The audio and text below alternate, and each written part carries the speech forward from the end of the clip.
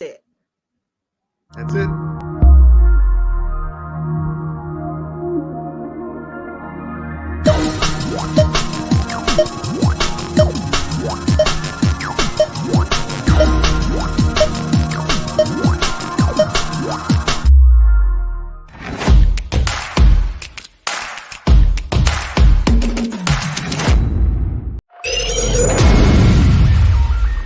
You're watching SKST Radio.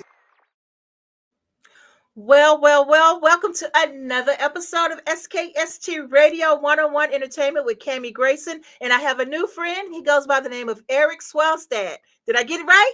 You got it completely correct. Thank you, Cammie. Well, welcome, Eric. Welcome to the show. Man, I tell you, I love the movie. It kind of gets me back into like the older days of growing up, but it still has that kind of scary thing going to it too. So the cult type thing. So First of all, let's tell us about you, who you are, and how you got started. You got it. Thanks so much for being here. This is great. I love the show. So I started in grad school at The Ohio State University, and while I was there, I needed a project to complete my master's. And there was another feature film that had been made the year before called Beyond Dream's Door. So I was like, hey, maybe I could do that for my master's. I went to my advisor and asked if we could do a feature film. He said, sure. So I wrote the script as part of this master's. We were approved. We were able to get undergrads to crew for the film. And we found a couple local talent agencies that were able to cast the film for us, which was great. So it was terrific experience. We made the film back in 1989. And as you can see in the film, Cammie, the world was a different place. Fashion was different. Everything was different. So yeah, and it's finally finished. Wow. Okay, so first of all, your passion, what took so long? What made this movie go on for so long? Yeah, so the biggest obstacle, as it is for any film, really, is money. Because we had enough money to shoot the film, all that stuff. We were able to do that. But when it came to post-production, we ran out of money. And the biggest reason why, we were shooting color negative back in the 80s. And it was expensive back then. It's crazy expensive now. Wow. But it was really expensive. So back then, like today, you had to transfer the film to, back then was videotape. And then you would edit on tape. And that took a lot of steps, took a lot of money. So it wasn't until really the digital revolution that we're all in right now that I was able to successfully transfer the color negative over to digital and then edit on a computer like we're using right now. But that took a long time to get it there. And it was tens of thousands of dollars that we had to raise to get to that point, which we were able to do. But it took a number of years to get over that hump and get the film finished. Oh, wow. So let's go back to the actual filming of the movie. So the casting, I know it's different now than it was then. Tell me about the casting. Yeah, so what we had to do was we cast local actors, and the film was made, by the way, in Columbus, Ohio. So it's all regional actors, local actors. So we cast the film using, you saw the film, dozens and dozens of local people to be in it. But then as we were making the film, people were telling us, well, if you ever want the film to be seen by anybody outside of Ohio, you need to get a name that people across the country and maybe the world would recognize. So we made up a list of actors and actresses we really wanted to work with. Okay. And top of the list was Linnea Quigley, who was a big scream queen in the 1980s. She did a movie called Return of the Living Dead, big hit. And we thought, well, if we can get a Linnea to be in the film, man, it'll be seen everywhere. So we went ahead and we made an offer. She read the part that I wrote for her. It was the part of a witch. And she told me on the first phone call, she said, I don't know how you knew this, but I always wanted to play a witch in my whole career. I never played a witch, and now I did. And I was happy that she accepted the part. So that was the cast. So cool. Yeah. Okay, so tell me about the actual pastor or Yeah. reverend. Yeah. I mean, that guy was creepy. So, I mean, how did you cast him? Yeah, so he was a local actor. He was in the feature film I mentioned that came out the year before ours called Beyond Dream's Door. Okay. And he and I became fast friends. We met on that film. We did some theater together. He's a theater actor, and we did some theater together. We did Shakespeare in Columbus, and I was just blown away by his seriousness, his performance as in Shakespeare. So I said to myself, I got to work with this guy someday. So when it came time for casting this, I pretty much wrote the part for him because he's a very evil man. And the play that he and I were in was Julius Caesar. Okay. And Nick played Cassius. Cassius is one of the biggest villains in all of Shakespeare's plays. So I wrote the part for him in this film, and he's great. He's a phenomenal actor. He's still doing feature films. He still does Shakespeare in Ohio, which is great, and he's very much an accomplished actor. Very cool. So how does a film like this becomes a collector's item? So we were for all these years, the film basically was unreleased, and there were people that were asking us at conventions, at film festivals. They'd say, whatever happened to that lost Linnea Quigley film? Because she was the big name. And I would mumble and say, well, we're working on it. We're trying to get it done.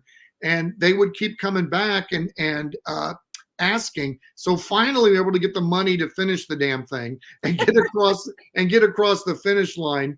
But it had become a legend in the meantime because everybody wanted to know what happened to it. Remember, this was 30 years ago. So over the decades, people had wondered, is the film abandoned? Is it just never going to be out?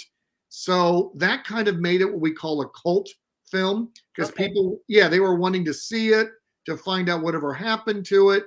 And then finally, we made a great partner with Visual Vengeance with Wild Eye Releasing. And they told us it was going to be released on a collector's package, which is what you can get now. And it's beautiful. All the special features. We've got 3 commentary tracks. We got a behind the scenes documentary. Wow. Tons of great stuff on this release. Yeah, so people are getting the full version when they get this release.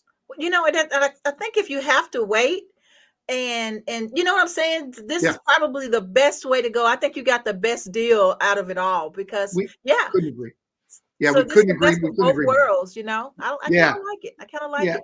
Thank you. Do you mind if we share the trailer with people so they can see what we're talking about? Love to, please. Thank you. So give me a second here.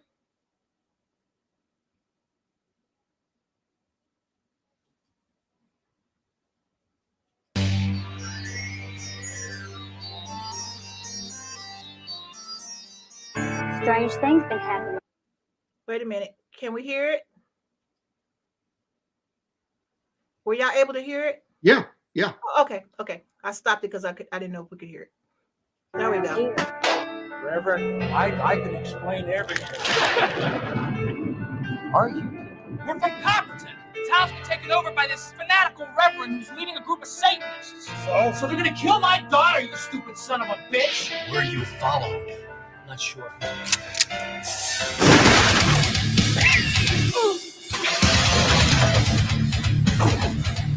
The new order shall emerge, and the feeble non-believers shall bleed. There's nothing you can do. Nobody move. I've got the proof that you are one sick bastard. My God does have mercy, but I don't.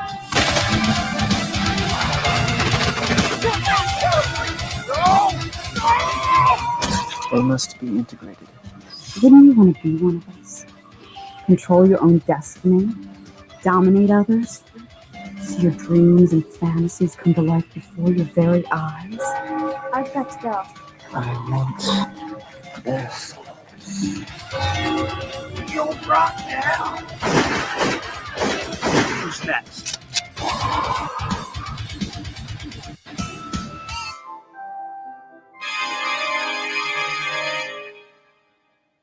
Very nice, Mary.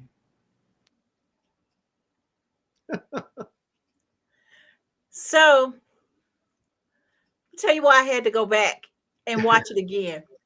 So I boy, I saw the pregnant women. Oh yeah. I was like, wait a minute. Do those belong to him? Yeah, that's a creepy shot there. Yeah. Yeah. So that was so funny, but it was good. It was good. It was, you know, you didn't know what else was going to happen. You know, it's like, okay, some shows you can predict. This one you couldn't really predict. You know, Well, it's kind of thank you. like, okay, who's next? What's next? You know, who's going to get next? You know, so and they revealed the villain pretty quickly. Yeah. You know, and so so it's kind of like, okay, how are we going to catch them now? I mean, Right. we know, but we're afraid. Is that what it was? Everybody's afraid to say something, and you know, it was good. It was just good. Oh, thank you. enjoyed Yeah, it. the whole idea with this was there was something in the 1980s going on called the Satanic Panic, and all over the news, all over the media, there were people seeing satanic cults. They were suspecting they were in media and government, and it was widespread. So I got the idea from seeing all those news stories, and I thought, wow, what if it takes over a small town? And went ahead and did the writing on it, did the research. I was surprised to find that a lot of people were really scared of this stuff. So I thought, okay, that could be kind of a cool thing to make a movie about. Right. And we did. Yeah. So and those scenes you mentioned, they're really creepy because there's something that you got to watch the film to find out, as you did. Yeah. But there's something that we discovered during the film about babies that's really creepy. So these guys are, you know, evil Satanists doing bad things. But as I always say, Cammie, good always wins over evil. So That's when you right. see when you see the ending, you know who won the day. Yeah, exactly. So Eric, what's next for you? Yeah, so I'm the department chair of media arts, which includes cinema at a LA Valley College here in Los Angeles. So I get to inspire and work with students coming up. So I love doing that. Meanwhile, I've got another film hopefully coming out soon, Frankenstein Rising, which is obviously a version of Frankenstein. And I got a couple other projects in the pipeline right now that we're hoping to get made. So it's a busy time, but we're always loving to talk about our film, Heartland of Darkness. Sounds good. Can you tell people how they can see the film? Yeah, so you can go, there's many ways. One is we've got a website, heartlandofdarkness.com, and they can go right there and they can order the film through there, through the distributor. They can also find it, it'll be available at Best Buy and Amazon. I just heard this morning, Amazon also will be carrying the film. And you want to get the collector's edition, which has got all the cool stuff on there. Yeah, so that's how they can find it. I think the release date, I believe, is 11/22, November 22nd. Yeah. Yeah, very cool, very cool. Well, it's a great Halloween movie. Then rolls over into November, so you know, because you're still getting those good juicy movies out of it. So yeah, I want people to please go out there and support this film. I mean, this film was a long way into making it. So let's support Eric and make it happen. Eric, thank you so much for being on the show. Thank you, Cammie. Love the show, and thank you so much. Well, thank you. Well, I appreciate that. Well, whenever you need us, we're here for you right here, SKST Radio, guys. Bye-bye for now. Bye, Eric. Bye.